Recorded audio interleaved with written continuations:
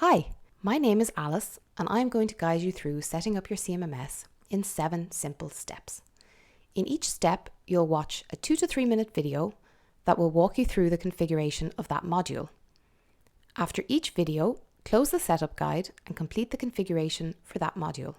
When you are ready to move on to the next step, simply click Setup in the top navigation bar to reopen the setup guide and move on to the next step.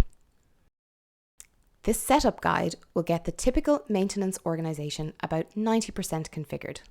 There may be a few additional non-critical configuration steps needed, like adding a user profile picture. To supplement the videos, you can also access the Help Center procedures on the Zoidii website. Click Resources and Help Center to access them. And that's it. Time to get configuring. Click Next to move on to the first step.